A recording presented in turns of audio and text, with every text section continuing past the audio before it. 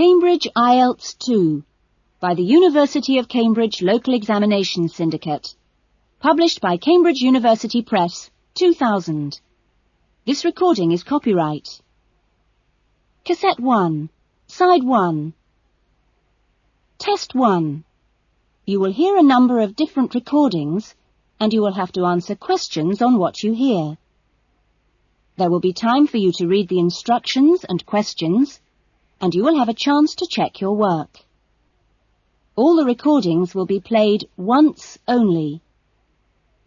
The test is in 4 sections.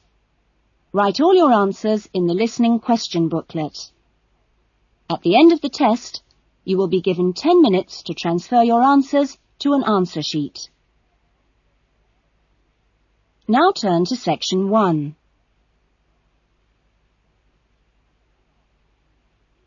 Section 1. Louise wants to join a video library. You will hear a conversation between Louise and the owner of the video library. First, you have some time to look at questions 1 to 5.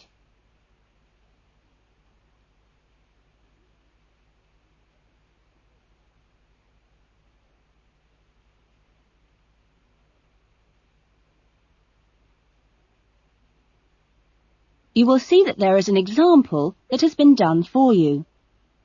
On this occasion only, the conversation relating to this will be played first. Oh, hello. I'd like to join the video library. OK, would you like to fill in the application form now? Yes, I can do it now. Hold on and I'll get a form. Now, I'll just ask you a few questions and then I'll get you to sign at the bottom. Right. What's your full name? Louise Cynthia Jones. Jones? Yes, that's right. Louise's surname is Jones, so Jones has been written on the form. Now we shall begin. You should answer the questions as you listen, because you will not hear the recording a second time. Listen carefully to the conversation and answer questions 1 to 5. Oh, hello. I'd like to join the video library. OK, would you like to fill in the application form now? Yes, I can do it now. Hold on and I'll get a form. Now, I'll just ask you a few questions and then I'll get you to sign at the bottom. Right. What's your full name? Louise Cynthia Jones. Jones? Yes, that's right. OK. And what's your address? Apartment 1, 72 Black Street, Highbridge. Black Street? That's just round the corner, isn't it? Yes. OK, so the postcode is 2085, right? Yes, 2085. And your telephone number? I need both home and work. Home is 9835-6712, and work is 9456-1309. Do you need any ID or anything like that? Yes, we need your driver's license number. That is, if you have one. Yes, I know it off by heart. It's an easy one. 2020BD. Do you need to see it? Yes, I'm afraid I do. Here. Right, thanks. And could you tell me your date of birth, please? 25 July, 1977. That's the most important part out of the way, but could I just ask you a few questions for a survey we're conducting? Okay. Before the conversation continues, you have some time to look at questions 6 to 10.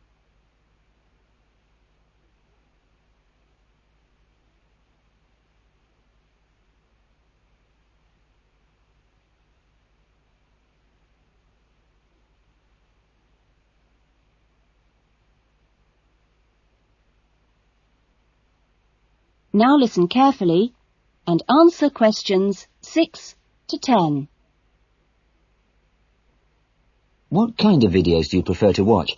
Have a look at this list. Well, I love anything that makes me laugh. I just love to hear jokes and funny punchlines. I'm not very keen on westerns, although my father likes them. but I'm a real softie, so anything with a bit of a love story is good for me. It doesn't matter how old. Not musicals, though. They're too much. Anything else? I'm completely taken by documentaries of the great outdoors. You know the sort. Animals, plants, and faraway places. I saw a wonderful one on dolphins last week. It was amazing. Now, I think that's all from me, except I need you to sign here on the line. Here's a pen. Oh, and I nearly forgot the membership fee. $25 refundable if you leave the library for any reason. There you are. And do I sign here? Yes, that's it. You can borrow videos now if you like, but your card won't be ready until next week. You can come and pick it up when you bring your first videos back. That is, if you want to take some now. Yes, I'd like to. I'll have a look around. Fine. That is the end of section 1. You will now have half a minute to check your answers.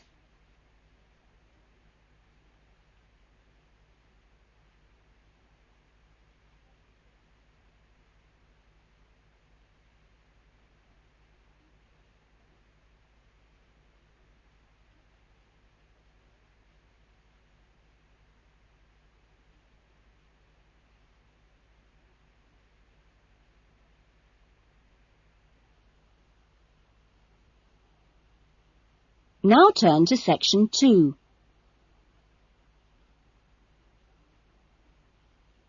Section 2. You will hear a radio interview about an expedition across the Atura Mountains. First, you have some time to look at questions 11 to 15.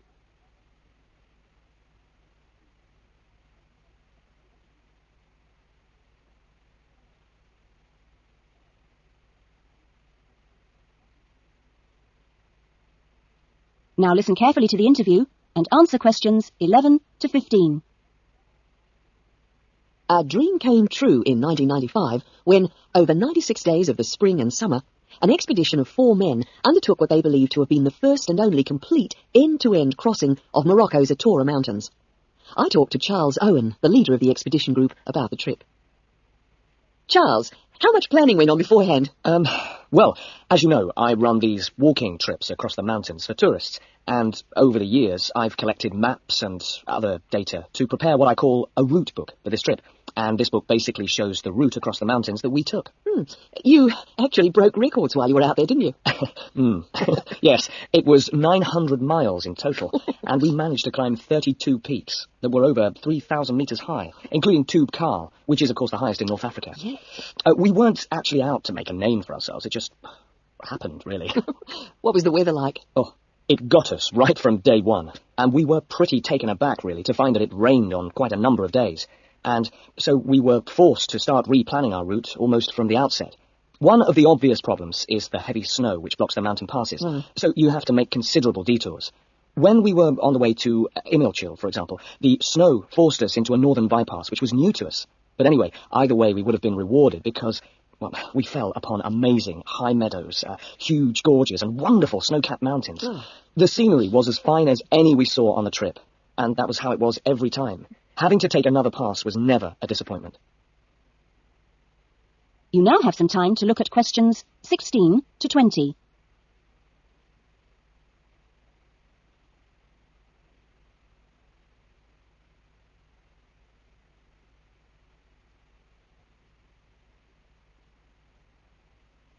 Now listen to the rest of the interview and answer questions 16 to 20.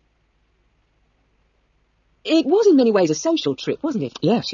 We'd arranged to meet up with friends at various points on the journey. I mean, this was actually one of the purposes of the trip. And we managed to keep all these dates, which, well, it's amazing, really, considering the detours we made.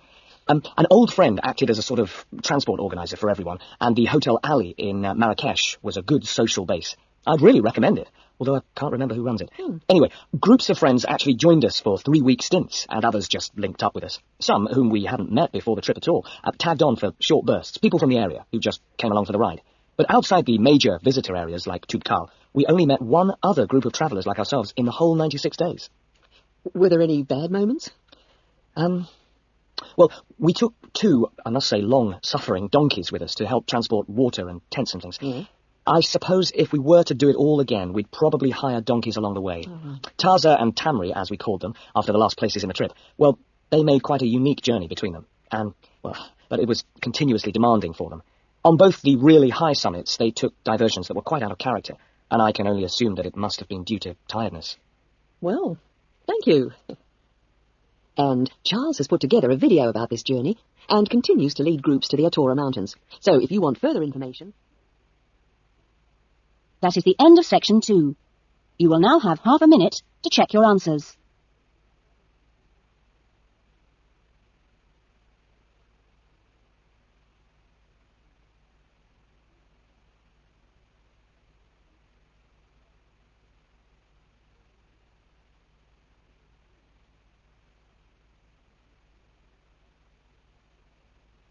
Now turn to section 3. Section 3. You will hear 2 new students, Jane and Tim, talking about their university studies. First, you have some time to look at questions 21 to 25.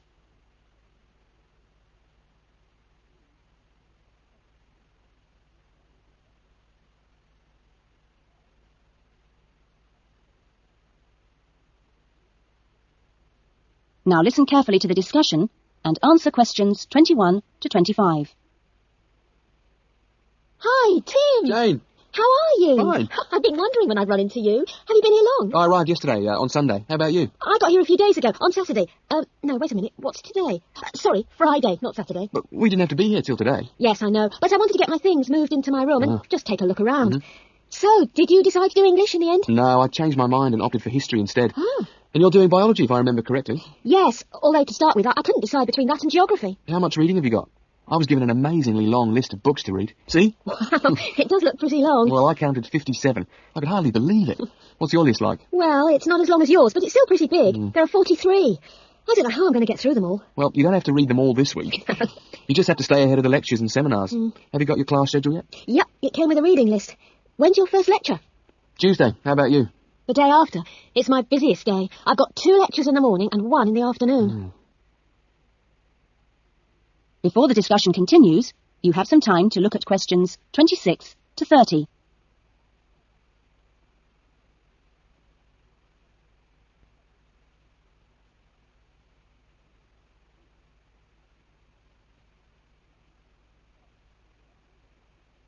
Now listen carefully and answer questions 26 to 30. It's going to be different from school, isn't it? Yeah, particularly the lectures. Have you got any special strategy for listening to lectures? Well, I'm going to use a cassette recorder and record them all. What? Are you allowed to? Sure, lots of people do it nowadays. It means you can listen to the lectures all over again later and make really good notes. I couldn't do that. I like to take notes as I'm listening. I usually find I get all the important points. Reading is different, of course. My approach is to skim the book first to see what's important and what isn't. Saves hours of time. But what if you miss something? You don't mean you're going to read every word, do you? Well, that's what I usually do. Well, that's up to you, but I think you're crazy. Oh. What's your first lecture on, anyway? Oh, it's a lecture on the French Revolution. The French Revolution? How boring. Oh, it's not boring at all. It was an amazing period of history. It changed everything in Europe. So what's your first lecture about? It's about animal behaviour. It sounds really interesting. Look, I was on my way to the library. I'm going to get some of these books out and start reading for the first essay I've got to write. And what have you got to write about? No, you'll never believe it. I think our professor must have a sense of humour. He's given us the title, Why Study History? That's a good one. When you find the answer, let me know. No, I'm going to enjoy writing it. Have you been given any writing assignments yet? Yes, I've got to write about animal language. That sounds a challenge. I suppose you'll be off to the zoo to do field research. That is the end of section 3. You will now have half a minute to check your answers.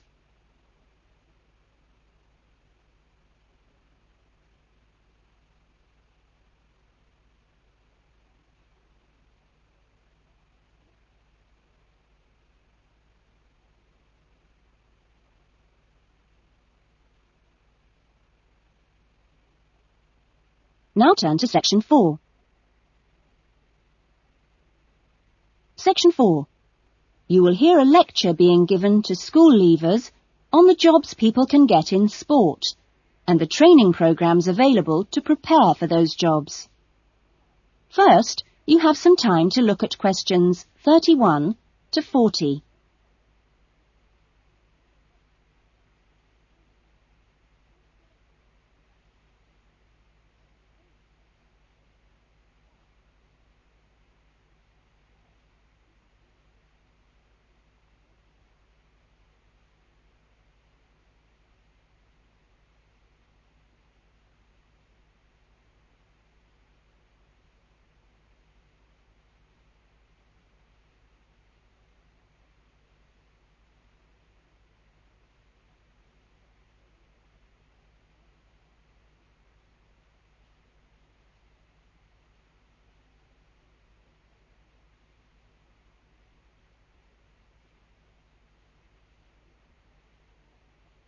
Now listen carefully to the lecture and answer questions 31 to 40. Welcome to Further Education Information Week. This is the Physical Education Faculty session, and I'm the head of the faculty. During the course of this morning, we hope to give you a clear idea of what we offer in our training programs, and we will look at the types of courses and the entry requirements, if any, for those courses. Some of these courses are open to school leavers, but for some, you need previous qualifications or relevant successful employment. So, firstly, the Physical Fitness Instructors course is offered as a 6-month certificate course, which includes an important component of personal fitness, but there are no specific entry requirements. For sports administrators, we provide a 4-month certificate course, but you should be aware that this is designed for those who are in employment. This employment must be current and related to sports administration. For the sports psychologist course, we offer a 1-year diploma course, but this diploma course is available only to those who already hold a degree in psychology. So you need to make sure you have that before you apply to do this course. Now, for physical education teachers, we offer a 4-year degree in education. This degree course is designed for preparing students to teach in primary and secondary schools and needs no prior qualifications, as it is entered directly by school leavers. And lastly, for the recreation officers course, we offer a 6-month certificate. Entry to this course normally includes applicants of a wide range of ages and experiences, but we do not insist on any prerequisites for this course. Remember that this is a vocational training institute. We train you so that you can take up a particular kind of job. So it is important that you know the main roles of the jobs, what the work is like, and what kind of qualities you need to succeed at them. A physical fitness instructor works in health and fitness centres, preparing individual programs for ordinary members of the public. Physical fitness instructors prepare routines of exercises to suit the individual client's age and level of fitness. Sports administrators run clubs and sporting associations. Their duties include such things as booking playing fields with local councils and organising the schedule of games or events for the club. So they need good organisational skills. Sports psychologists spend time with professional athletes, helping them approach competition with a positive mental attitude to enable them to achieve their personal best. They do this by improving motivation and concentration, or assisting with stress management. Physical education, or PE teachers, instruct young students in how to exercise, play sport, and do other recreational activities correctly and safely. PE teachers help the development of coordination, balance, posture and flexibility, with things like simple catching and throwing skills. They are not expected to be experts in all sports, but must be able to show students the basic techniques involved in a wide range of activities. Recreation officers often find themselves working for local government authorities and local groups. Their aim is to raise people's awareness of healthy lifestyles and improve general fitness through arranging recreational activities for groups of all ages, from the very young to the elderly. There are many other job opportunities which our graduates can look forward to. If you're interested in any of these, then I suggest... That is the end of section 4. You will now have half a minute to check your answers.